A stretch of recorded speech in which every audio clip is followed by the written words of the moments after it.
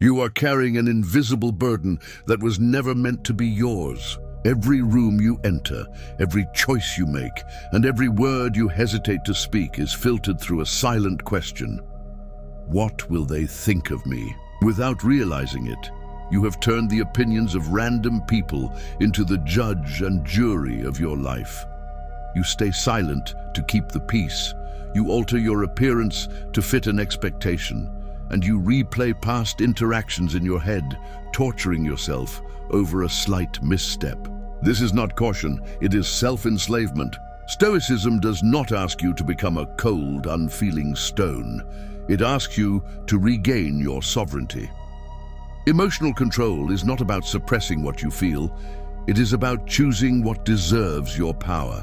Here are the first 3 steps to breaking the illusion of public judgment and reclaiming your mind. Step 1. Recognize the spotlight effect. You believe everyone is watching you, analyzing your flaws, and remembering your mistakes. They aren't. Human beings are intensely self-absorbed. The same person you fear is judging your performance is currently terrified of how they are being perceived by someone else.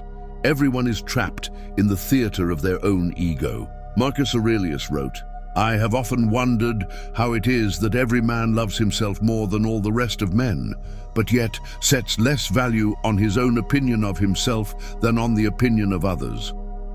Notice the absurdity. You prioritize the casual, fleeting thoughts of people who barely know themselves over your own internal truth. They will think about you for 3 seconds, pass a shallow judgment, and immediately return to their own anxieties. Stop ruining your day over a thought that didn't even last a minute in someone else's mind. Step 2. Separate the accident from the intention. When someone disrespects you, criticizes you, or leaves you out, your immediate instinct is emotional reactivity. You feel wounded, angry, or desperate to defend your honor. Epictetus offered a radical solution. It is not events that disturb people, but the judgment they form about those events. The event itself is neutral. Someone spoke words, someone made a gesture. The pain you feel does not come from their action. It comes from the story you immediately constructed about it. You told yourself, "This means I am weak," or "This means they don't value me." The moment you strip away your subjective interpretation, the insult loses its fuel. Their opinion is merely noise in the environment. It only becomes a poison if you choose to swallow it. Step 3. Draw the boundary of jurisdiction. To control your emotions, you must draw a sharp line through reality. On one side stands your jurisdiction, your choices, your character, your effort, and your responses. On the other side stands everything else, the economy, the weather, outcomes, and above all, the thoughts of other people. Attempting to govern someone else's mind is as futile as trying to command the ocean tide. When you get upset because someone misunderstood you, you are demanding that reality bend to your preference. Accept that you are not for everyone. You will be misjudged, misquoted, and disliked by people who do not have the depth to understand you. Let them be wrong about you. Their perception does not alter your essence. Aqui está a parte 2 e final, focada nos passos 4, 5 e 6, concluindo com a afirmação final e a chamada à ação, mantendo a extensão ideal, aproximadamente 2.800 caracteres, para fechar o vídeo com impacto e solenidade. Step 4. Shift from seeking approval to seeking respect. When you care endlessly about what others think, you trade your character for cheap validation. You become a chameleon, changing colors depending on who is standing in front of you. Seneca observed, "To be everywhere is to be nowhere." If you shape your personality to please everyone, you end up respecting no one, least of all yourself. True emotional strength requires a willingness to be uncomfortable.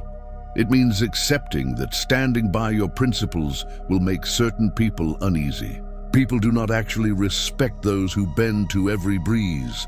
They respect those who have a center, an anchor that cannot be shaken by public applause or condemnation. Stop asking, "Will they like me?" Start asking, do I respect the choices I am making right now?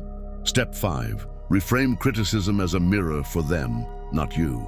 When someone launches an attack, insult, or passive-aggressive comment toward you, your initial impulse is to defend yourself. But Stoicism teaches you to look beneath the surface. People judge the world through the lens of their own internal chaos. A bitter person sees hostility everywhere. An insecure person sees every accomplishment as a threat. A dishonest person assumes everyone is lying. When Epictetus was told that someone was speaking ill of him, he simply replied, "He must not know my other faults, else he would not have mentioned these alone." He did not get angry because he did not anchor his worth in the opinion of a critic. If the criticism contains truth, use it as fuel to improve. If it is born from envy or ignorance, realize it is not about you at all. It is a confession of their own suffering. Do not carry a weight that belongs entirely to the speaker. Step 6. Embrace your momentary existence, amor fati. Step back and look at the vast expanse of time. In 100 years, every person whose opinion makes you tremble today will be dust. The awkward moment you replayed in your mind, the social tension, the fear of judgment, all of it will vanish as if it never existed. You have a brief, fragile spark of life. Spending it as a prisoner of other people's perceptions is a tragedy of your own making. Stoics call this memento mori, the remembrance of death, not to induce despair, but to grant you ultimate freedom. When you realize how fleeting this life is, the opinions of others lose their terrifying weight. They become insignificant background noise against the reality of your existence. Live your life from your own center. Open your hands, let go of the need for audience approval, and step into your sovereign truth. 6 steps to reclaim your emotional sovereignty. You were not born to live in the shadow of other people's expectations. Your mind is your citadel, and no one can enter it unless you hand them the key. If this message resonated with your spirit, do not let it fade into passive consumption. Claim your mind today. Leave a comment below right now and state your commitment. I answer only to my own truth. Share this video with someone who needs to hear this, and subscribe to the channel to build an uncollapsible mind every single week. Stand firm, stay steady.